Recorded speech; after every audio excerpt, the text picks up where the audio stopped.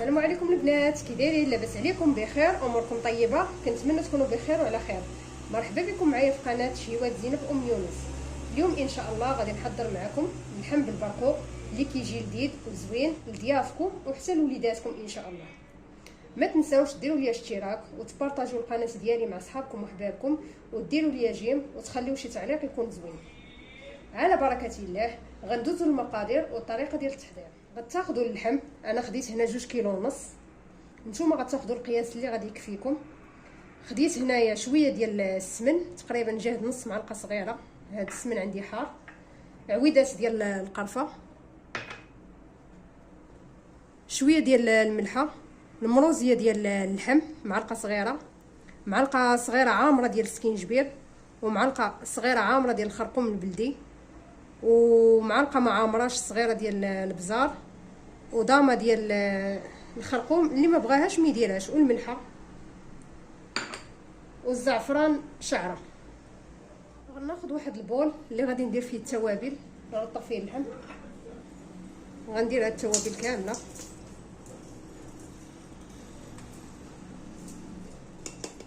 كيف قلت لكم نتوما غتاخذوا القياس اللي غادي يكفيكم على حساب اللحم. غناخذ السمن، وغناخذ هاد الزعفران، غنزيد شويه ديال الماء، غنحرك هاد المقادير مزيان.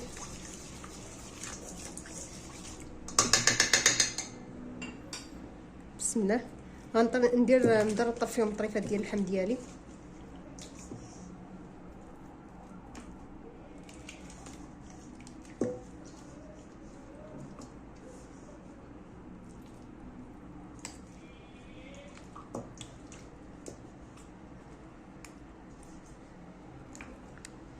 نرطبوهم مزيان في هاد التوابل.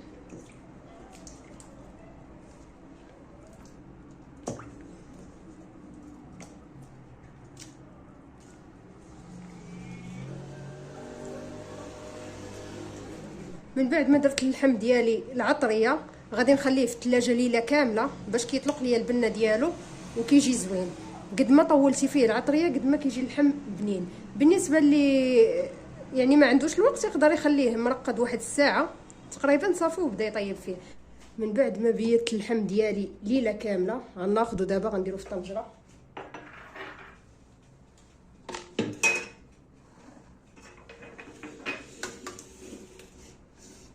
بسم الله.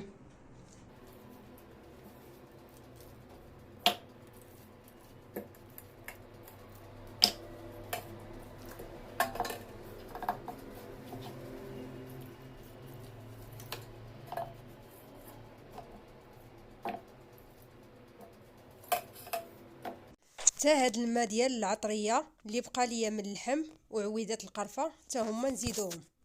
هنايا خديت 5 البصلات اللي شديتهم ودرتهم في الهاشوار رقاق، ولا تقطعوهم نتوما يا رقاق، المهم يكونوا مقطعين رقاق باش كيعلكوا لينا المرقه.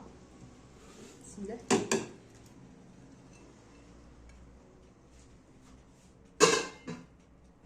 غناخذ قبيطه ديال الربيع، غلبت المعدنوس على القزبر. شديت هنايا شويه ديال المسكه الحره طحنتها مع السكر. ديت الزيت، كاس ديال الزيت مخلط ما بين الزيت البلديه والزيت الروميه، انا غلبت هنا الزيت البلديه على الزيت الروميه. هاد الطريقه غديروها بالنسبه للناس اللي مبيتين اللحم في الثلاجه في العطريه. بالنسبه للناس اللي داروا في العطريه وغادي يطيبوه هذيك الساعه خاصهم يقليوه شويه في الماء باش تدخل العطريه في اللحم، عاد باش يزيدوا الزيت وعاد باش يزيدوا العناصر الاخرى. غنزيد كاس ديال الماء طيب كبير وغنسد عليها الكوكوط صافي وغادي نخليها طيب. وغنزيد تقريبا شويه ديال الهيل، اللي ما عندوش ما يديروش يستغنى عليه. انا غادي نزيد شويه. والماء البنات حاولوا ما تكثروش حيت مع اللحم كيطلق الماء والبصله هي كتطلق الماء. ديروا تقريبا القياس ديال اللحم ديالكم، كله على حساب الجهد اللحم اللي غيدير الانسان. انا هنا تقريبا 2 كيلو ونص غندير فيهم تقريبا 2 كيسان صغار ولا كاس كبير ديال الماء. غنسد عليها الكوكوط غير تبدا تصفر، غنحسب لها 45 دقيقه ونطفي عليها. نقلب بالي اللحم طاب صافي المرقه، بان لي اللحم باقي شويه غنعاود نسد عليه ونرجعوا من يطيب لينا اللحم. ناخذوا البرقوق دابا نديروه يتسلق، شديته غسلته مزيان، غنديروه في الطنجره.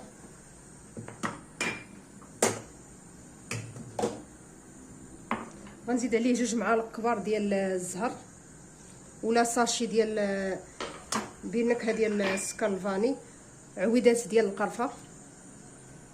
غندير شويه ديال الزبده، 3 معالق صغيره كتعطي البرقوق اللمعان. صافي غنزيد عليه الماء وغنديرو يتسلق.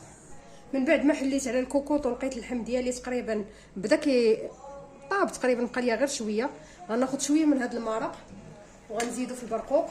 بسم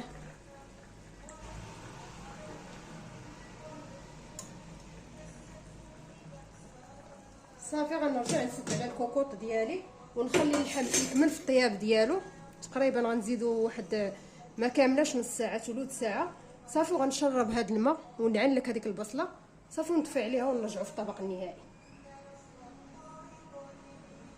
والبرقوق ديالي تا هو من بعد ما زدت منه شويه من المرق ديال اللحم غادي نزيد فيه دابا القرفه. تقريبا راه البرقوق طاب ليا، غنزيد فيه القرفه وغنزيد فيه السكر السنيده وغنخليه يكمل في الطياب ويتعسل ليا ونرجعو في الطبق النهائي ان شاء الله. دابا غندوز نصاوب معكم السفه على الطريقه ديالي. هنا خديت كيلو لاروب ديال السفه الماركه مزيانه اللي اللون ديالها اصفر. غادي نلبسها بالزيت مزيان. بسم الله.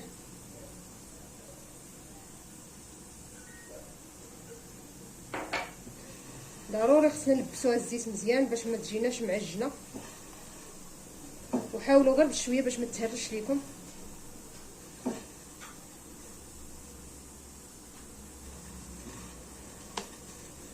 على هذا الشكل.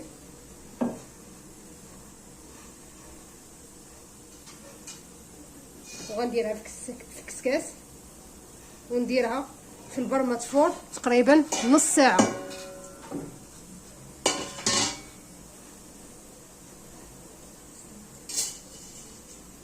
كيف قلت لكم حاولوا ما تفورسيوش عليها باش ما تهرش لكم السفه ديالكم.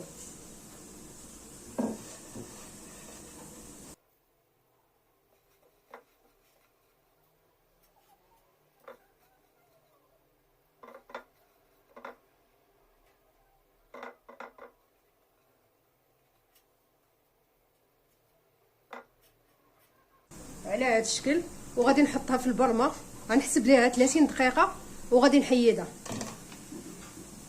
ما خليت السفه ديالي تقريبا نص ساعه فارت، غادي نحطها في البانيو وغادي نخوي عليها المطيب ديالها. كنفزقها كامله على هذا الشكل.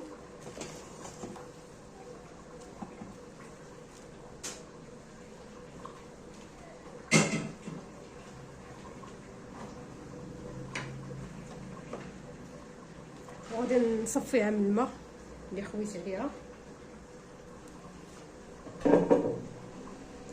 وغنخويها في الصغير وغنبدا نحلفها بالفرشاط.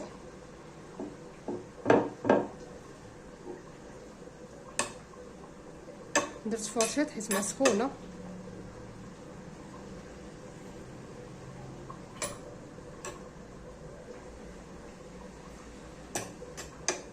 حلها مزيان.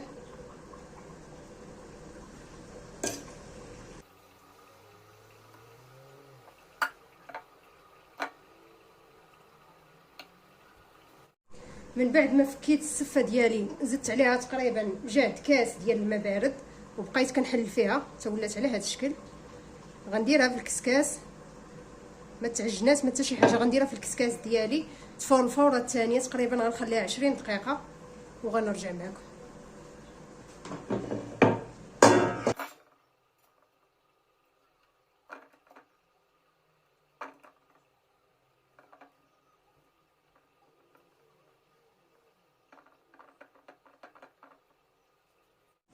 من بعد ما فارت ليا الفوره الثانيه غادي ناخذها وغنخوي عليها الماء بارد. بسم الله. خويت عليها هنايا جهد كاس كبير وغنبقى نحل فيها بالفرشاط ونخليوها تشرب هذا الماء مزيان.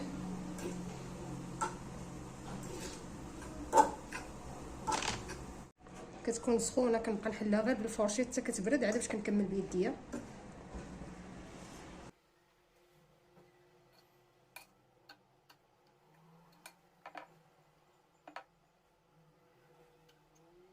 على هذا الشكل تتشرب ليا الماء كامل ونرجع معكم.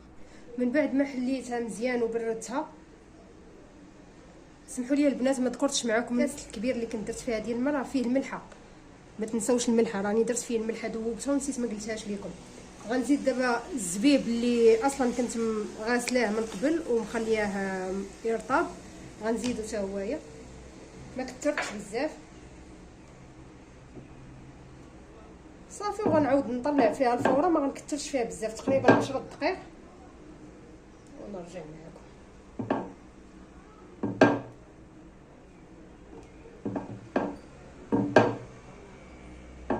صافي غنغطي عليها ونخليها تنبغي نوجدها لضيافي عاد باش نطلع فيها الفوره صافي ونقادها في الطبسيل.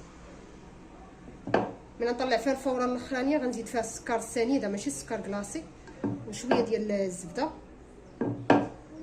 صافي، وغنقدمها في الطبسيل. من بعد ما وجد ليا اللحم ديالي وقدمته في الطبسيل، درت عليه البرقوق وحتى العسيله ديال البرقوق حتى هي درتها من الفوق وزوقته باللوز وجا الشكل ديالو النهائي على هذا الشكل. كنتمنى تجربوه ان شاء الله. من بعد ما فارت ليا الفوره الاخرانيه غنزيد فيها الزبده وغنزيد فيها السكر السنيده، ما ديروش السكر كلاصي كيطلق الماء، السكر السنيده، وزدت فيه ساشي ديال زهره البرتقال.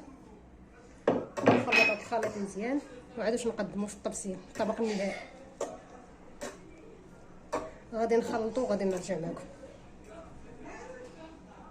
من بعد ما قاديت في الطبسيل وزوقته جا الشكل النهائي ديالو على هذا الشكل. كنتمنى الوصفات ديال اليوم ان شاء الله ينالوا الاعجاب ديالكم، وديروا لي جيم وتخليوا لي شي تعليق يكون زوين. الى اللقاء في فيديو جديد مع حلقه جديده ان شاء الله.